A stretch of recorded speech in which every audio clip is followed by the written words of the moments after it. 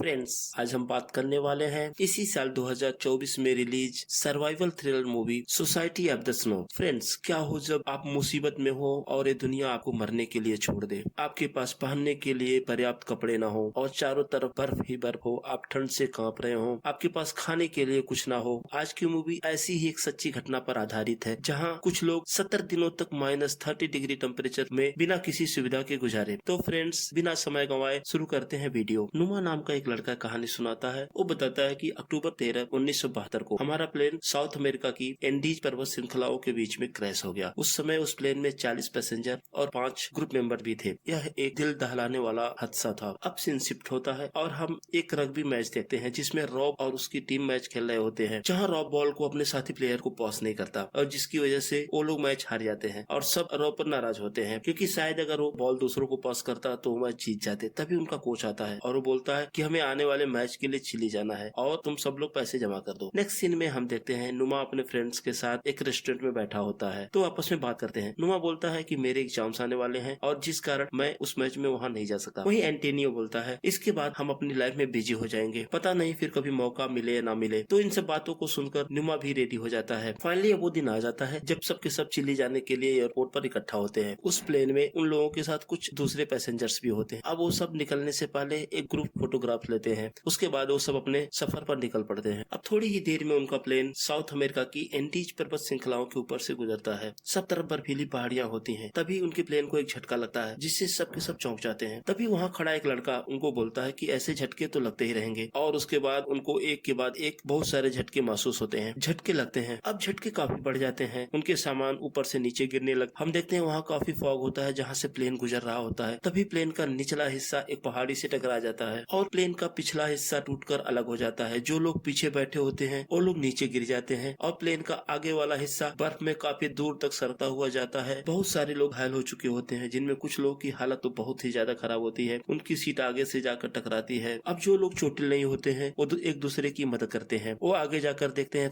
एक पायलट तो पहले ही मर चुका था, दूसरे की हालत भी बहुत ही बुरी थी। पायलट मरने से पहले बोलता है कि भगवान तुम्हारी रक्षा करे, और इसी के साथ वो मारा जाता है। अब रात हो जाती है और जल्द ही टेम्परेचर -30 डिग्री से नीचे चला जाता है। अब ठंड के चलते जख्मी लोगों की हालत बहुत बुरी होती है, लेकिन जो लोग जख्मी नहीं होते हैं वो भी ठंड से बुरी तरह से कांप रहे होते हैं। अब किसी तरह से रात गुजरती है, सुबह होती है। सुबह होते होते उनका एक साथी दम तोड़ देता है। अब वो लोग घायलों को बाहर धूप में निकालते हैं और जो लोग मर गए थे उनकी लाशों को बाहर इकट्ठा करते हैं। फिर वो प्लेन से चेयर्स को तोड़ तोड़ के बाहर निकालना शुरू करते हैं, ताकि प्लेन के अंदर जगह बनाई जा सके। अब वो लोग सारे बैगों की तलाशी लेते हैं। उनमें से जो भी खाने पीने की चीजें निकलती हैं उसे एक बैग में इकट्ठा करके रखते हैं। वो खाने को बराबर डिस्ट्रीब्यूट करके खाते हैं, लेकिन बहुत थोड़ा ही हिस्सा सबको मिलता है, क्योंकि उन्हें पता होता कि खाना थोड़ा है और इसे लंबे दिनों तक चलाना है। और वहीं कुछ लोग हेल्प के लिए चिल्लाते हैं, लेकिन उन्हें वहाँ सुनने वाला कोई नहीं होता है। अब फिर से रात होने लगती है, तो रात में ठंड से बचने के लिए प्लेन का ओपन वाला हिस्सा बैग से भर देते हैं, ताकि वो ठंड से अपने आप को बचा सके। नेक्स्ट डे हम देखते हैं नैंडो, जो कि प्लेन क्रैश की वजह से बेहोश हो गया था। अब उसे होश आ जाता है। वो अपने साथियों से पूछता है कि क्या हुआ था, तो उसके साथी बताते हैं कि हमारा प्लेन पहाड़ियों से टकराकर क्रैश हो गया है, जिसकी वजह से हम यहाँ फंस गए हैं। अब नैंडो अपनी बहन के पास जाता है, जो कि उस एक्सीडेंट में बहुत ज्यादा घायल हो चुकी होती है। फिर वो अपनी माँ के बारे में पूछता है, तो उसका एक साथी मैथ्लो बोलता है कि दरअसल उसकी माँ उस एक्सीडेंट में मारी जा चुकी है। इससे नैंडो बहुत दुखी होता है। फिर मैथ्लो उससे बोलता है कि हमें यहाँ 3 दिन हो चुके हैं और मुझे पूरी उम्मीद है कि हमारी मदद के लिए कोई न कोई यहाँ जरूर आएगा। वहीं दूसरी तरफ हम देखते हैं एक लड़का बर्फ को धूप में पिघलाकर पानी स्टोर कर रहा होता है। तभी वहाँ उनके ऊपर से एक हेलीकॉप्टर गुजरता है। उस हेलीकॉप्टर को देखकर वो काफी खुश हो जाते हैं। वो आवाज लगाते हैं, चिल्लाते हैं और हाथ से इशारा करते हैं। उन्हें लगता है कि सर्च टीम ने उन्हें देख लिया है। अब वो लोग आपस में बातें करते हैं। कोई बोलता है कि मैं घर पहुंचूंगा तो कुछ स्पेशल खाऊंगा, कोई कुछ घूमने की बातें करता है। उन्हें लगता है कि जल्द ही मदद आ जाएगी और हम सब आसानी से वापस अपने घर पहुंच जाएंगे। अब इंतजार करते हुए काफी समय बीत जाता है, लेकिन वहाँ कोई मदद नहीं आती। लेकिन साथ में उन्हें प्लेन की आवाजें आती रहती हैं। अब वो सब समझ जाते हैं कि शायद हेलीकॉप्टर में सर्च टीम ने उन्हें देखा ही नहीं। तो न्यूमा बोलता है कि हमें दूसरी प्लेन का टूटा हुआ हिस्सा ढूंढना चाहिए, जिसमें बैटरी है। अगर बैटरी मिल गई तो उसकी मदद से हम, और रेडियो ऑन होने के बाद हम मदद भी बुला सकते हैं। उसकी बात से सब लोग एग्री हो जाते हैं। तो उनमें से 4 लोग प्लेन के उस टूटे हुए हिस्से को ढूंढने के लिए निकल जाते हैं। हालांकि उनके पास बर्फीली तूफान से बचने के लिए अच्छे कपड़े नहीं होते हैं। वो भूखे भी होते हैं, क्योंकि अब उनके पास खाने के लिए कुछ खास सामान नहीं बचा होता। लेकिन उनकी मजबूरी होती है जाकर उस प्लेन के टुकड़े को ढूंढना। जब वो चारों कुछ दूर आगे बढ़ते हैं तो पीछे मुड़कर देखते हैं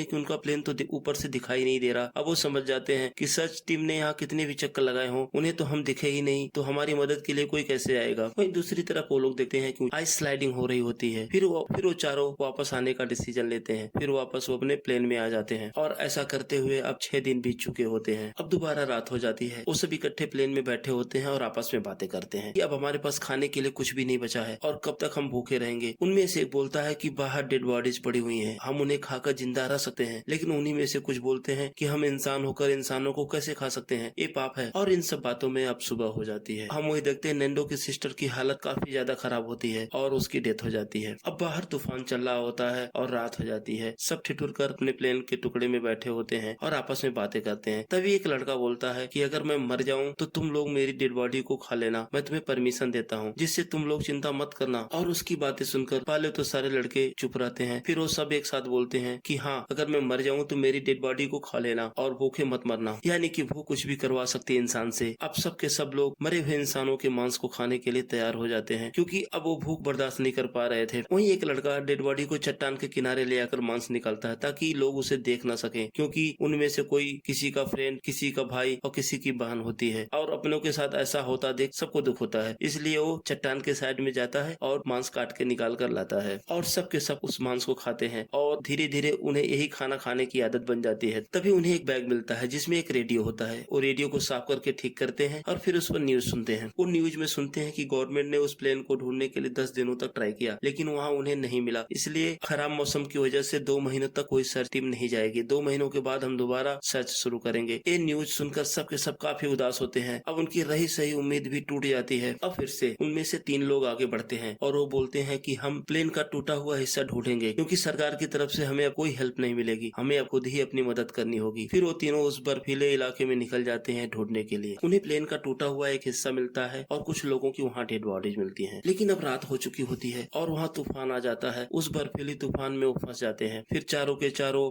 इस बुरे हालत में खुले आसमान के नीचे उस बर्फीली तूफान का सामना करते हैं। अब सुबह हो जाती है और हम देखते हैं कि उनके ऊपर एक बर्फ की मोटी परत जम गई होती है। फिर वो मुश्किल से बाहर आते हैं, लेकिन तीनों के तीनों अभी जिंदा होते हैं, लेकिन ठंड से उनकी हालत बहुत बुरी होती है। अब वो फिर से वापस अपने प्लेन में आ जाते हैं। अब ऐसे करते हुए 17 दिन बीत चुके होते हैं। सबकी हालत बुरी होती है। जब रात के समय वो लोग अपने प्लेन में होते हैं तभी स्नो स्लाइडिंग हो जाती है और बर्फीला तूफान भी शुरू हो जाता है, जिसकी वजह से उनके प्लेन के ऊपर भारी बर्फ जमा हो जाती है और वो सब के सब बर्फ के नीचे दोबारा दब जाते हैं। अब कई दिनों तक ऐसे ही बर्फीला तूफान चलता रहता है, जिसकी वजह से उनके 8 और साथी मारे जाते हैं। अब तूफान शांत हो जाता है और मौसम साफ हो जाता है। अब दबे हुए लोग धीरे धीरे प्लेन से बाहर निकलते हैं। अब बचे हुए लोग बर्फ को हटाते हैं और अपने प्लेन के हिस्से को बाहर निकालते हैं, जो पूरी तरह से बर्फ में धंस चुका होता है। अब उनमें से 4 लोग फिर से उस बैटरी को ढूंढने का फैसला करते हैं। वो वहाँ से निकलते हैं, लेकिन थोड़ी दूर चलने के बाद हम देखते हैं उनमें से एक न्यूमा की हालत बहुत खराब होती है। उसके पैरों में इन्फेक्शन होता है, वो सही से चल नहीं पाता। इसलिए बाकी 3 लोग उसे वापस आने के लिए बोलते हैं और वो 3 खुद आगे बढ़ जाते हैं। न्यूमा वापस आ जाता है, लेकिन वहीं उनके एक और साथी की आज मौत हो जाती है। अब नैंडो और वो 2 लड़के वापस आते हैं और न्यूमा से बताते हैं कि हम ईस्ट की तरफ गए तो हमें प्लेन का दूसरा हिस्सा वहाँ मिला और साथ ही हमें वहाँ और भी बहुत सारी चीजें मिली, जैसे पहनने के लिए कपड़े, पीने के लिए शराब, सिगरेट और चॉकलेट्स भी, और साथ ही हमें वहाँ बैटरी भी मिल गई है। लेकिन बैटरी इतनी हैवी है कि हम उसे यहाँ नहीं ला सकते, हमें वहीं जाकर रेडियो को बैटरी से जोड़कर ऑन करना होगा। अब नैंडो अपने साथ 3 और लोगों को लेकर जाता है और रेडियो को ठीक करने का बहुत ट्राई करते हैं, लेकिन कोई फायदा नहीं होता, रेडियो ठीक नहीं होता। अब वो सब के सब फिर से निराश हो जाते हैं। उन्हें खुशी हुई थी कि रेडियो मिल गया है, शायद उसकी मदद से वो हेल्प बुला सके, लेकिन उन्हें वहीं पर एक बैग में बहुत सारे वाटरप्रूफ कपड़े मिलते हैं, जिन्हें वो अपने साथ लाते हैं और उससे स्लीपिंग बेड बनाते हैं। अब वो दोबारा रेडियो पे न्यूज सुनते हैं तो उन्हें न्यूज में बताया जाता है कि प्लेन को गायब हुए 58 दिन हो चुके हैं और सर्च टीम दोबारा अब उस प्लेन को ढूंढना शुरू करेगी। लेकिन वहीं नैंडो बोलता है कि हम उनके भरोसे नहीं बैठ सकते, हमें खुद ही जाकर अपनी मदद बुलानी होगी। वहीं एक लड़के को कैमरा मिलता है तो उस कैमरे से सबके फोटोग्राफ निकलता है। वहीं दूसरी तरफ न्यूमा, जो काफी निराश होता है, वो नैंडो से बोलता है कि मैं तुम सब लोगों को अपनी बॉडी खाने का परमिशन देता हूँ। यह सुनकर नैंडो बहुत दुखी होता है। वो बोलता है ऐसा मत बोलो। लेकिन 11 दिसंबर की रात न्यूमा की मौत नींद में ही हो जाती है और इस तरह आज वो अपना एक और साथी खो देते हैं। आज न्यूमा मारा जाता है। धीरे धीरे लोग मरते जा रहे थे और बचे हुए लोगों की निराशा बढ़ती जा रही थी। अब उन्हें इस जगह पे 61 दिन हो चुके थे, यानी कि आज 12 दिसंबर है। तो नैंडो बोलता है कि अब हमें यहाँ से निकलना चाहिए। तो नैंडो, एंटोनियो और रॉब वहाँ से चलने के लिए तैयार हो जाते हैं। अब वो तीनों पहाड़ियों पर चढ़ते जाते हैं और जब रात हो जाती है तो उसी स्लीपिंग बेड बेड में सो जाते हैं। हालांकि उसमें भी उनको काफी ठंड लगती है, लेकिन फिर भी वो सुरक्षित होते हैं। ऐसे धीरे धीरे चलते हुए उनको 9 दिन बीत जाते हैं। तो एक ऊंची पहाड़ी पर पहुंचते हैं। वहां से वो देखते हैं सब तरफ पहाड़ियां ही और बर्फ बर्फ होते हैं। लेकिन वही नैंडो को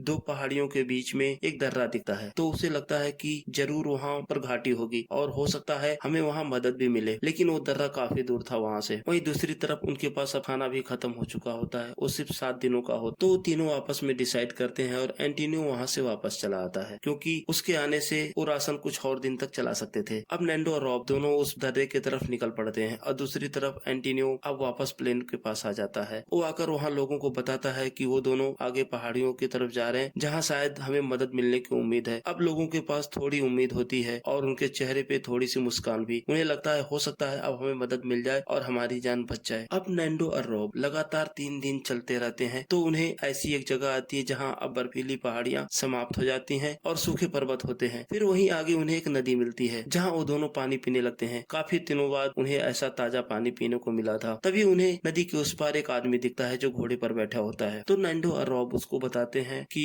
हमारा प्लेन पहाड़ियों के बीच में क्रैश हो गया था, लेकिन हम लोग बच गए हैं और हमें हेल्प की जरूरत है। अब वो आदमी उन दोनों को ले जाता है और हम देखते हैं काफी दिनों बाद उनको खाने को मिलता है। वो दोनों खाना खाते हैं, तब तक रेस्क्यू टीम और कुछ मीडिया पर्सन भी वहाँ आ जाते हैं। अब वो लोग 2 हेलीकॉप्टर से वहाँ पहुँचते हैं और उन हेलीकॉप्टर्स को देख करके वहाँ के लोगों के चेहरे पे असीम खुशी होती है। उन्हें खुशी का ठिकाना नहीं होता है, क्योंकि अब वो समझ चुके थे कि अब हमारी जान बच जाएगी। हेलीकॉप्टर से रेस्क्यू करके उन सब वापस लाया जाता है और फाइनली 71 दिनों की लगातार संघर्ष के बाद उन्हें हेल्प मिलती है। लेकिन उन 45 लोगों में से सिर्फ 16 लोग ही जिंदा बचे होते हैं। बाकी 29 लोगों ने अपनी जान इस संघर्ष में गंवा दी। लेकिन नैंडो की हिम्मत ने उन सब की जान बचाने में काफी मदद की। अगर नैंडो भी हिम्मत हार जाता, शायद उन लोगों को कभी भी हेल्प नहीं मिल पाती और वो सब के सब वहीं बर्फ में दफन हो जाते। और 1972 की इस सच्ची घटना को शायद ही लोग कभी भूल पाएंगे। और एक घटना हम सबको एक सबक देती है कि परिस्थितियां कुछ भी हो, हमें कभी भी हिम्मत नहीं हारनी चाहिए। हर समय एक रास्ता खुला होता है, बस आदमी को हिम्मत रखने की जरूरत होती है। अब वो सब के सब अपने घर पहुंच चुके होते हैं और अपने परिवार वालों से मिलते हैं और इसी के साथ ये मूवी यहीं पर समाप्त हो जाती है। तो फ्रेंड्स, कमेंट सेक्शन में हमें जरूर बताएं आपको ये मूवी कैसी लगी, और अगर आपने मेरा चैनल अभी तक सब्सक्राइब नहीं किया है तो प्लीज इसे सब्सक्राइब करें। धन्यवाद।